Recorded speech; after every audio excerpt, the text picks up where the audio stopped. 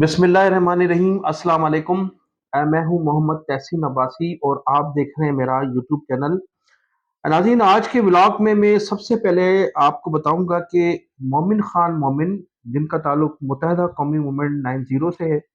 اور کچھ عرصہ قبل ایک رابطہ کمیٹی بھی تھی جو سندھ میں تشکیل دی تھی، چند لوگوں پر مشتمل تھی، ان کو اس کا وہ ممبر بھی ایک ٹائم پر بنایا گیا تھا۔ تو انہوں نے ٹیلی فون کے ذریعے مجھے یہ بتایا ہے کہ میرے نام پر سوشل میڈیا کا ایک جعلی اکاؤنٹ بنایا گیا ہے، اور اس جعلی اکاؤنٹ کے ذریعے میرے دوستوں سے رابطے کیے جا رہے ہیں، اور ان سے میری بیماری کا جواز بنا کر ان سے فنڈ مانگا جا رہا ہے۔ تو انہوں نے کہا کہ میں اس کی تردید کرتا ہوں، اور میں خیریت سے ہوں، اسلام آباد میں ہوں، میری طبیعت بھی بہتر ہے، خاصی بہتر ہے، لہذا تمام جو کارکنان ہیں متحدہ قومی موومنٹ کے یا جو ان کے دوست ہیں سننے والے، ان تک یہ میرا میسج پہنچ جائے، تاکہ لوگ جو ہیں وہ جعلی اکاؤنٹ کے ذریعے جو میرے نام پر پیسے وصول کرنے کی کوشش کر رہے ہیں، ان کو ناکامی کا سامنا کرنا پڑے۔ ناظرین، اب میں ذکر کروں گا سندھ اسمبلی کی۔ تو سندھ اسمبلی میں متحدہ قومی موومنٹ کے قائد الطاف حسین کی جو ہے گونج، وہ گزشتہ دنوں گونجتی رہی، اور سب سے پہلے تو ایک یہ ایم پی ہیں سندھ اسمبلی کے متحدہ قومی موومنٹ پاکستان کے جو فارم 47 کے تحت کامیاب ہوئے ہیں، ان کا نام ہے انجینئر عادل عسکری۔ تو انہوں نے بانی متحدہ الطاف حسین صاحب کا ایک کال دہرایا ہے سندھ اسمبلی میں۔ ویسے تو میں ہمیشہ یہی ہوتا ہے کہ طاقت کے نشے میں انسان کو سمجھ نہیں آتا وہ کس طرف جا رہا ہے، اسی لیے کہتے ہیں کہ طاقت کو خدا کا عطیہ سمجھو، طاقت حاصل کرنے کے بعد خود کو خدا نہ سمجھو۔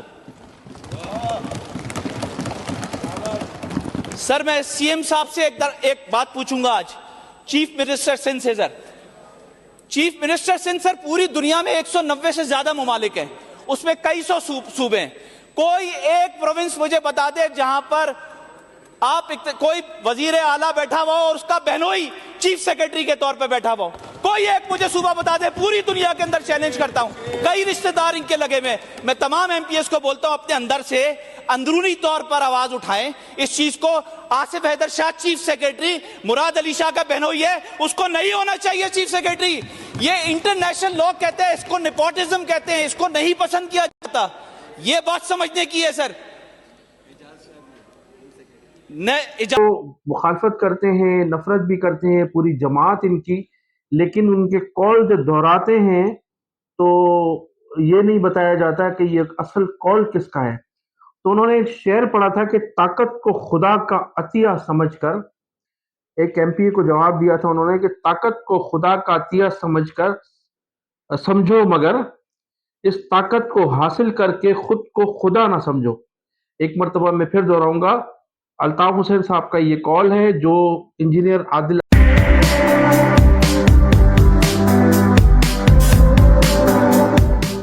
ایم کیو ایم کے بانی و قائد جناب الطاف حسین نے ہمیشہ اپنے کارکنان اور عوام کو محنت اور لگن سے کام کرنے کا درس دیا ہے۔ وہ ہمیشہ کہتے رہے ہیں کہ محنت میں عظمت ہے، اور انسان کو محنت کے کسی بھی کام میں ہرگز شرم محسوس نہیں کرنی چاہیے، کیونکہ مسلسل محنت و لگن سے کام کرنا انسان کو کامیاب بناتا ہے۔ گزشتہ روز یعنی 19 جون 2025 بروز جمعرات، قائد تحریک جناب الطاف حسین اپنے گھر کا سودا سلف خریدنے کے لیے شاپنگ مال پہنچے، اور انہوں نے اپنے ہاتھوں سے گھر کے لیے ضروری اشیاء خریدیں۔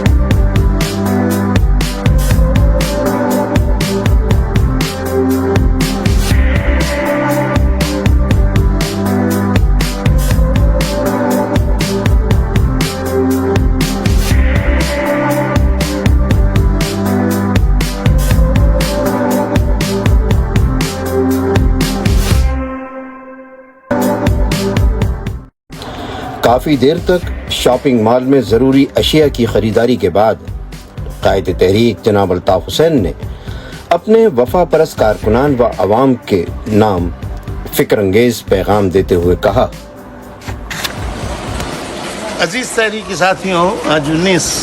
جون 1992 ہے۔ آپ کو معلوم ہے 19 جون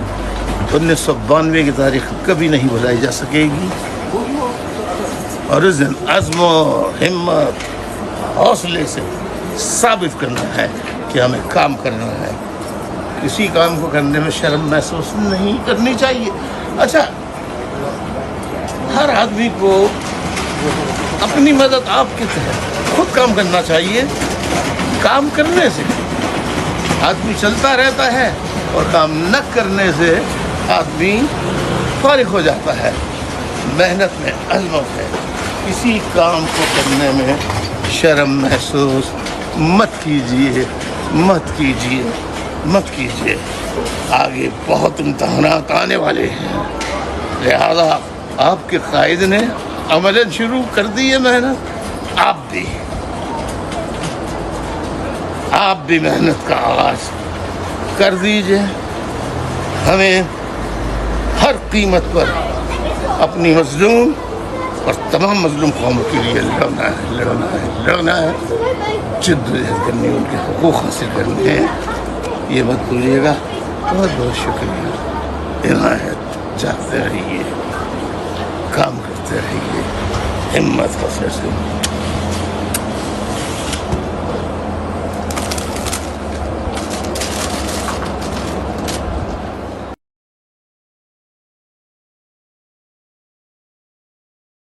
عسکری صاحب نے سندھ اسمبلی میں دہرایا ہے: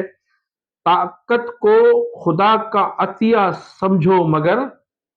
اس طاقت کو حاصل کر کے خود کو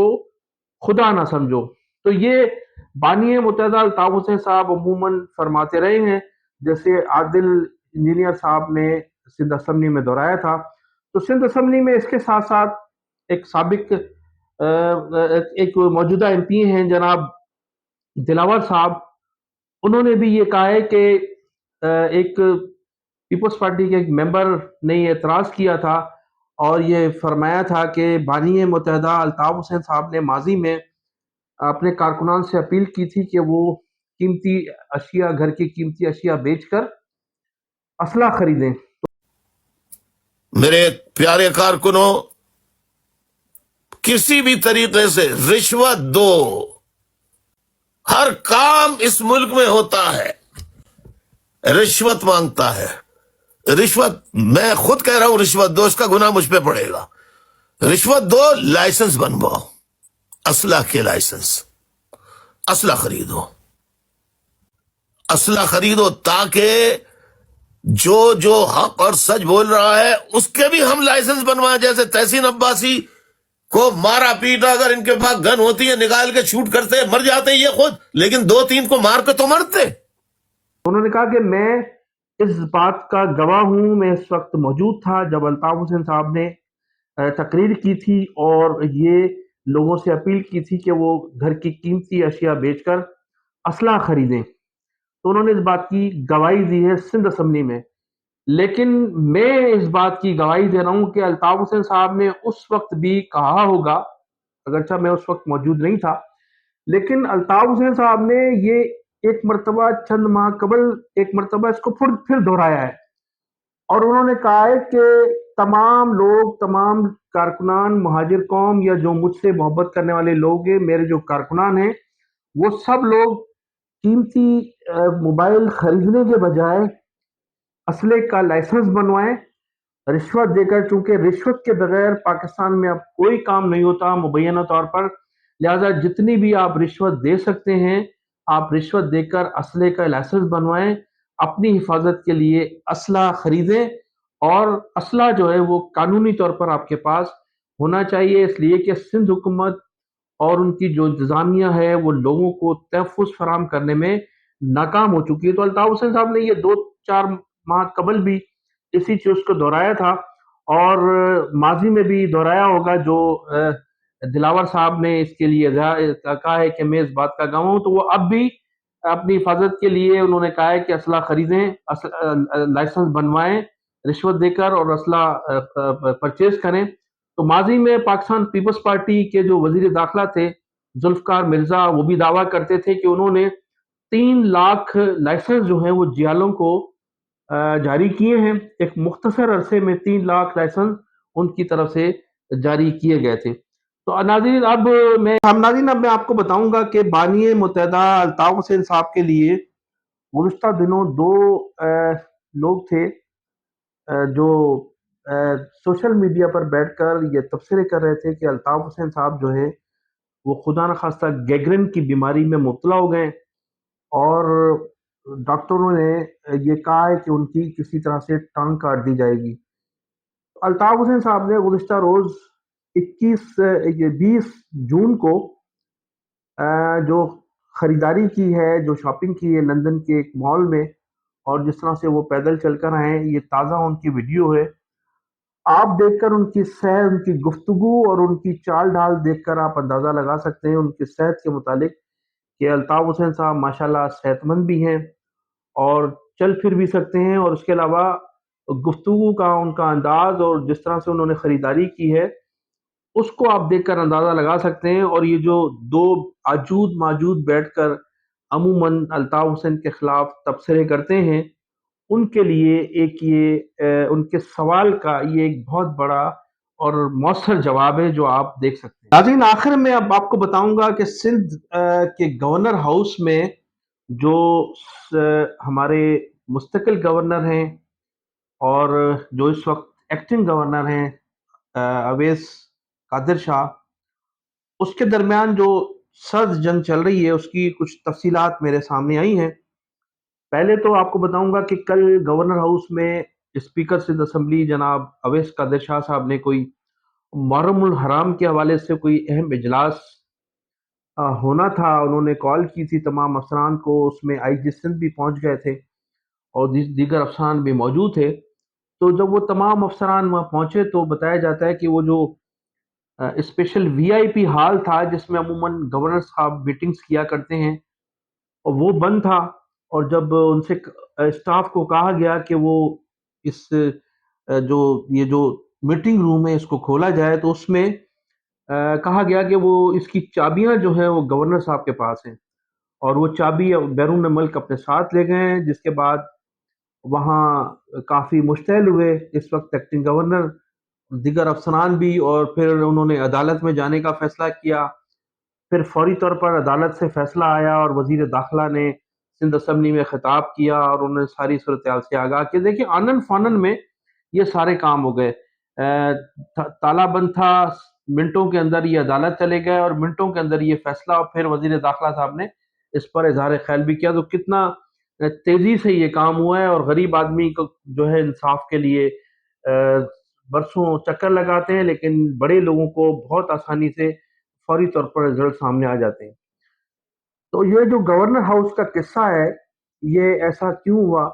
چابیاں کس کے پاس تھی، اور گورنر ہاؤس کے وہ جو وی آئی پی روم سے وہ کیوں بند کیے گئے۔ تو ایک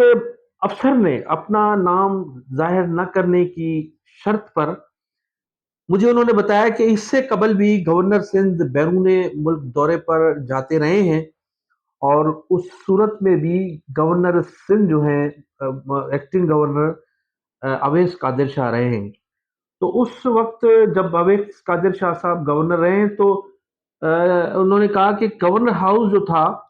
وہ جیالوں سے بھرا ہوا ہوتا تھا، ساری ساری رات وہاں رقص و سرور کی محفلیں ہوا کرتی تھیں، اور صبح جو ہے وہ درجنوں کے حساب سے مبینہ طور پر شراب کی بوتلیں اور خواتین کے جو مخصوص ڈریسز ہیں اب وہ بھی پائے جاتے تھے۔ تو کمروں کی حالت بڑی خراب ہوتی تھی، بہت گند ہوتا تھا، اور غیر اخلاقی حرکات جو تھی وہ گورنر ہاؤس میں ہو رہی تھیں، جس کی وجہ سے گورنر صاحب نے وہ وی آئی پیز جو میٹنگ ہال تھے یا جو کمرے تھے ان کو بند کر دیا تھا، اور وہ تالا لگا کر انہوں نے کہا تھا کہ اگر چابیاں طلب کی جائیں تو ان سے کہا جائے کہ وہ گورنر صاحب کے پاس ہیں۔ تو جس کی وجہ سے